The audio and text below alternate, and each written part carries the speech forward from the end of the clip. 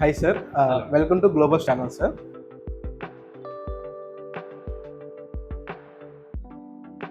So ఈరోజు మనం Vikas pharmacy కాలేజ్కి వచ్చాము. సో మన ఎదురుగా మోహన్ కృష్ణ సార్ ఉన్నారు, ప్రిన్సిపల్ గారు. నమస్కారం సార్. సో ఒకసారి మనం Vikas college services and pharmacy గురించి ఒకసారి మీరు ఎక్స్ప్లెయిన్ చేయండి సార్. అండ్ ఒకసారి మీ గురించి కూడా, మీ డిజిగ్నేషన్స్ ఎవ్రీథింగ్ దాని గురించి ఒకసారి చెప్పండి sir. Vikas group of institutions కింద మన వికాస్ ఫార్మసీ కాలేజ్ ఉందండి. Okay sir. Which is run under eminent and renowned leadership of our chairman, beloved chairman Narsireddy గారు. Okay sir. He is running lot of institutions, many institutions. మనకి pharmacy college వచ్చేసి మనకి ఇక్కడ B pharmacy, M pharmacy courses run అవుతాయి. Okay sir. B pharmacy కింద every year 100 intake ఉంటుంది. అట్లాగే ఎంఫామ్లో 3 స్పెషలైజేషన్స్ ఉన్నాయండి. ఫార్మాస్యూటిక్స్ ఒకటి, క్వాలిటీ అష్యూరెన్స్, అలాగే ఫార్మసీ ప్రాక్టీస్. ఓకే, నేను ఇక్కడ ప్రిన్సిపల్గా వర్క్ చేస్తున్నాను ఫార్మసీ కాలేజ్లో. నా క్వాలిఫికేషన్ వచ్చేసి doctorate in pharmacy. Okay sir. And having 20 years experience. So nice, congratulations sir. Thank you అండి. Myself, I have experience in some industries. Okay sir. And also as well as in colleges. Okay sir. So ఇక్కడ మనకు మన వికాస్ ఫార్మసీలో వచ్చేసి ఫార్మాటికల్ classes ఎలా ఉంటాయి sir? Students కి ఎలాగ practicals and theoretical గా నాలెడ్జెస్ ఎలా ప్రొవైడ్ చేస్తూ ఉంటారని సార్? యాక్చువల్గా ఇది practical oriented course, as a part of professional course. Pharmacy అనేది మనకి బయటకు వెళ్తే ప్రాక్టీసింగ్ కోర్స్ అనమాట. మనం ఏదైతే బయట చేస్తామో ప్రాక్టికల్ గా అదే ఇక్కడ నేర్చుకుంటాం. అందుకని ఇక్కడ కూడా వాళ్ళు కంపల్సరీగా ప్రాక్టికల్స్ లో తరోగా ట్రైన్ అవుతారు. ట్రైన్ అయ్యి వెంబటే ప్లేస్మెంట్స్ కూడా ఉంటాయి అన్నమాట. ఓకే. సో అంటే మనకి ఇక్కడ ఎక్కువగా ల్యాబ్ ప్రాక్టీసెస్ అని ఎక్కువ రన్ అవుతూ ఉంటాయా స్టూడెంట్స్ కి అనేది ఒకసారి? అవునండి. అరౌండ్ మనకి అకాడమిక్ ప్రోగ్రామ్ లో చూస్తే ప్రతి సబ్జెక్ట్ కి కూడా అంటే ఆల్మోస్ట్ 20 ల్యాబ్స్ ఉంటాయి అనమాట. డిఫరెంట్ ల్యాబొరేటరీస్ ఉంటాయి. ఫార్మకాలజీ అని, ఫార్మకాగ్నస్, కెమిస్ట్రీ రిలవెంట్ ల్యాబొరేటరీ, అలాగే టెక్నాలజీ, మన ఇండస్ట్రీలో ఏదైతే మ్యానుఫ్యాక్చరింగ్ అవి చేస్తామో దానికి సంబంధించిన ప్రాక్టికల్స్ అన్ని కూడా ఇక్కడ ల్యాబొరేటరీస్ లో నేర్చుకోవడం జరుగుతుంది. సో ఇక్కడ మన ఫైనల్ స్టూడెంట్స్ కి క్యాంపస్ ప్లేస్మెంట్స్ ఎలా ఉంటాయి? అంటే మనకి ఇక్కడ ప్లేస్మెంట్ సెల్ ఒకటి వర్క్ అవుతుందండి. దాని కింద మన కాలేజ్ తరఫున కూడా ప్లేస్మెంట్స్ కి వర్కౌట్ చేస్తూ ఉంటాము. At the same time Divi's company కానీ, అరవిందో కానీ, అంటే these are the multinational companies కూడా మన దగ్గరికి వస్తూ ఉంటాయి. స్టూడెంట్స్ అంతా ప్లేస్ అవుతా ఉంటారు. Okay sir. So good sir. So ఇప్పుడు మనకి ఇక్కడికన్నా మన విదేశాల్లో కూడా మనకి ఓవర్సీస్ గురించి, లైక్ విదేశాల్లో కూడా మనకి ఆ ఫార్మాటికల్ లో చాలా జాబ్ ఆఫర్స్ గానే వస్తున్నాయి. అక్కడ స్టడీ చేసుకున్న వాళ్ళకి కూడా చాలా బెనిఫిట్స్ అనేవి క్రియేట్ అవుతున్నాయి సార్. సో దాని గురించి మీరు ఏమైనా చెప్పాలి? అవునండి. ఫార్మసీ అనేది ఇట్స్ ఏ గ్లోబల్ కోర్స్. మనం ఎక్కడ ఫార్మసీ ఇప్పుడు లేని చోటు అంటూ ఎక్కడా లేదు. మందులు అనేది ప్రతి ఒక్కరికి అవసరమే.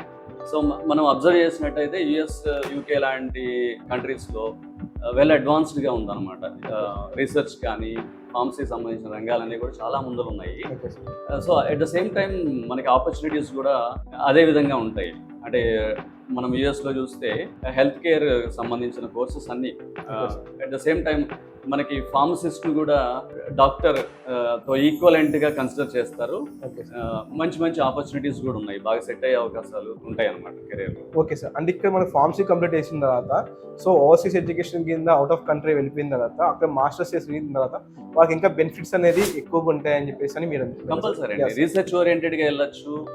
At the same time industry side వెళ్ళొచ్చు, అలాగే హాస్పిటల్ సైడ్ వెళ్ళొచ్చు, అడ్మినిస్ట్రేషన్ సైడ్, ఇలాగా మనం వేరియస్ ఫీల్డ్స్లో ఈవెన్ కెమికల్ ఇండస్ట్రీస్ కూడా వెళ్ళొచ్చు. As we have chemistry knowledge while studying. చాలామంది ఏంటంటే కెమికల్ ఇండస్ట్రీస్లోకి వెళ్తూ ఉంటారు. At the same time they will be practising as a pharmacist also.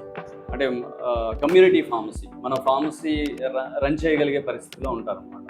కాకపోతే దానికి కొన్ని ఎగ్జామ్స్ అవి రాయాల్సి ఉంటుంది. అక్కడికి వెళ్ళిన తర్వాత పర్టికులర్గా ఎంఎస్ చేసిన తర్వాత చాలా ఆపర్చునిటీస్ ఉంటాయి. Okay sir.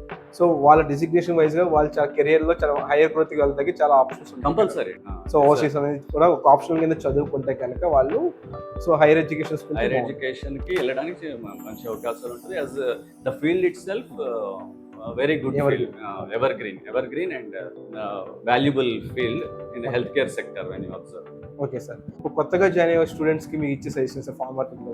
యాక్చువల్గా మనం అబ్జర్వ్ చేస్తే ఫార్మసీ అంటే కొంత వరకే ఒక మెడికల్ షాప్ అనో లేకపోతే ఏదో మందులకి సంబంధించిన కోర్స్ అనే అవేర్నెస్ ఉంది, కానీ ఇంకా చాలా జాయిన్ అయ్యేటప్పుడే మంచి ఎంతూజియాజంతో మనం మంచి రీసెర్చ్ సైడ్ వెళ్ళాలనో, అలాగే ఒక ఇండస్ట్రీ సైడ్ వెళ్ళాలి, లేకపోతే అబ్రాడ్ వెళ్ళాలి, దీంట్లో చాలా మంచి కెరీర్ ఉంది అని కొంచెం అవగాహన దాని మీద స్టడీ చేసి మనం అబ్జర్వ్ చేసి దాంట్లోకి వెళ్ళినప్పుడు ఏంటంటే మనం అంతే ఇంట్రెస్ట్తో చదువుకుంటాము, ఆ గ్రోత్ని కూడా ఎక్స్పెక్ట్ చేస్తాం. అదండి.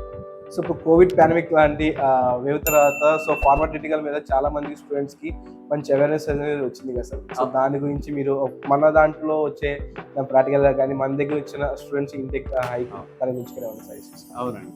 ఇప్పుడు మీరు అబ్జర్వ్ చేసినట్టయితే కోవిడ్ టైంలో ఒక మెడిసిన్ ఇన్వెంట్ చేయకపోతే ఎట్లాంటి పరిస్థితి ఉండేది అసలు మనం ఊహించుకోలేము. ఈవెన్ ప్రైమ్ మినిస్టర్ లాంటి నరేంద్ర మోడీ గారే భారత్ బయోటెక్ ఇండస్ట్రీలోకి ఎంటర్ అయ్యి అది దాన్ని పర్యవేక్షించి ఎలా జరిగింది ఏంటి అసలు ఫార్మా దగ్గరుండి దాన్ని డెవలప్ చేయించి దాన్ని ఔషధాన్ని బయటికి తీసుకురావడం జరిగింది.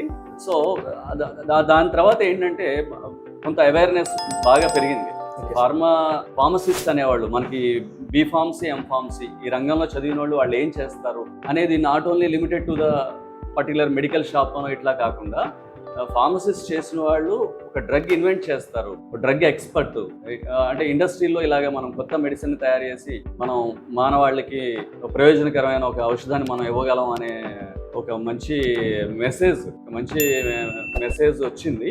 అట్ ద సేమ్ టైం మనం కూడా అదే విధంగా చదువుకునేటప్పుడు అంతే ఇదిగా హార్డ్ వర్క్ చేసి నాలెడ్జ్ డెవలప్ చేసుకొని ఆ లెవెల్కి వెళ్ళాలి అని కోరుకుంటున్నాను. So thank you so much sir, చాలా వాల్యుబుల్ ఇన్ఫర్మేషన్ ఇచ్చారు ఫార్మాటికల్ మీద.